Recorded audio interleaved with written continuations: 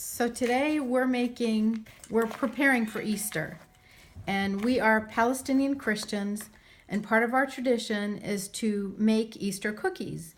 And we have two kinds. One's called kahek, which is this one, and this is shaped like a wreath, a mini wreath basically, and it's stuffed with dates and cinnamon and spices, and it's to represent the crown of thorns that Jesus wore on his head. This one is called ma'mul, and this is stuffed with walnuts and cinnamon and spices and sugar and rose water, and this is to represent Calvary, where Jesus was erected on the cross. So this is a very special event for us. It's a very holy time of season.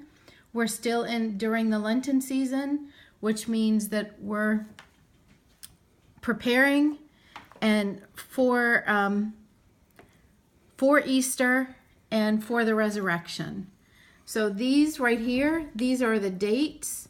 These are ropes of dates. Again, these are spice dates that we processed in a food processor with cinnamon and a little bit of allspice, nutmeg and oil.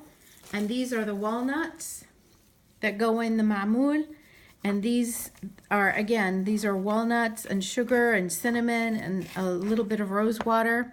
And to make this design, we use these little tools, and this tool came from Palestine. This is something that our mother had, that our aunts had, and they basically make the design. So if you give me a minute, I'll show you. So this is the ma'mul, and we are making the design around, oh, I can't see. It's okay, turn it around.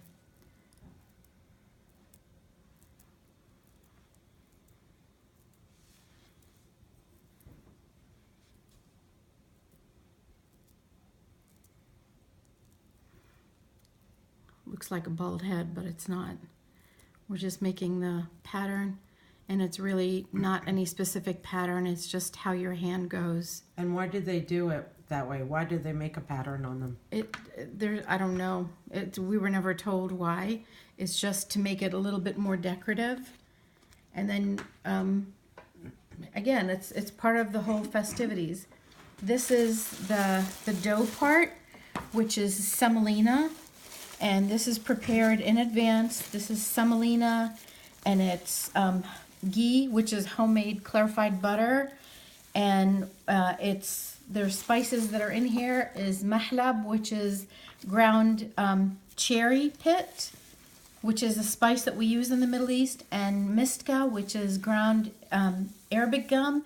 It's very fragrant, and it has to be prepared in advance. And as you can see, it's a very tender dough, and it's very pliable, and we shape them into like balls and into rolls. And you have to have that consistency. Yes. It needs to hold together, not crumbly. Yeah. Like a pastry, like a soft Play-Doh. Yeah. Now the Arabic gum, that's not literally gum. No. That's just it's like little rocks. Okay. It's like little resin, basically. That's resin. what it looks like. And you grind it up, and it turns into a powder. And you want to go get the miska. Yeah, it turns into a powder, and you add, a couple of teaspoons into this mix. But then this is a yeast dough. So after the night before, you prepare the smeed, which is the semolina. You add the ghee to it, and you make sure that it's very well coated with the ghee. And usually it's about a 3-to-1 ratio, 3 cups of smeed to 1 cup of ghee or samna.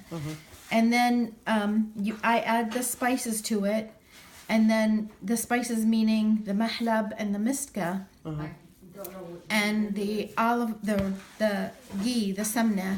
And then the next day, the day that we're preparing the cookies, we add yeast and just let it rest for a little while before we start making the cookies. Okay. That's it. And then when you don't have to let them sit to rise. We don't let them sit to rise like traditional bread, but we do let the cookies rest for a few minutes Right. before we put them in the oven. Okay, and then And tradition. actually, we have a tray of cookies coming out of the oven now. Okay, and then generally when you decorate them, you put them on at the back of a little plate. Well, some people put them on the back It's of little easier to plate. balance them. Yeah. Okay, so we're taking them out of the oven. Uniformity. Okay. Okay, here's some that just came out of the oven. And then this is a second batch that came out of the oven. Yes. Okay, do we have any more in the oven? No. Not right This now. tray right now is going in. Oh, okay. Oh, okay.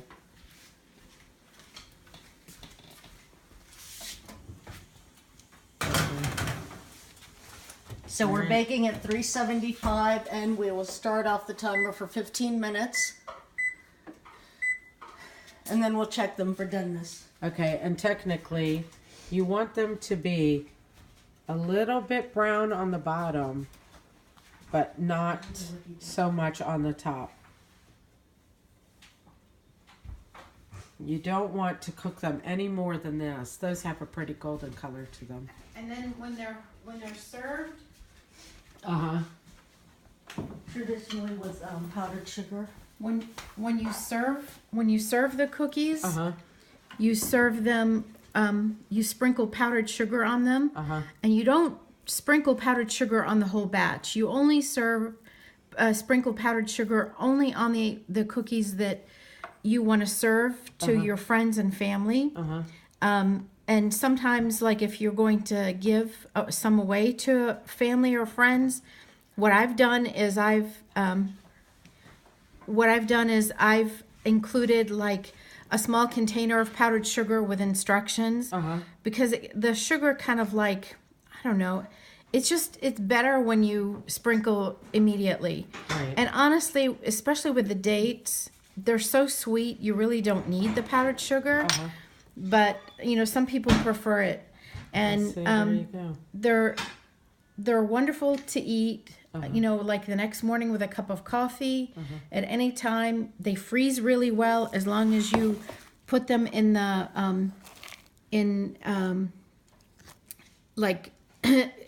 freezer safe containers. Uh-huh.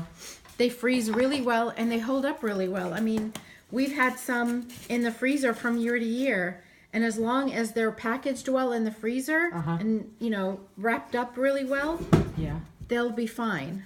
And see, this is how you would traditionally serve them. Mm-hmm. Okay, perfect. Thank you. Thank you. Happy Easter, everyone. You don't want to show how these are done?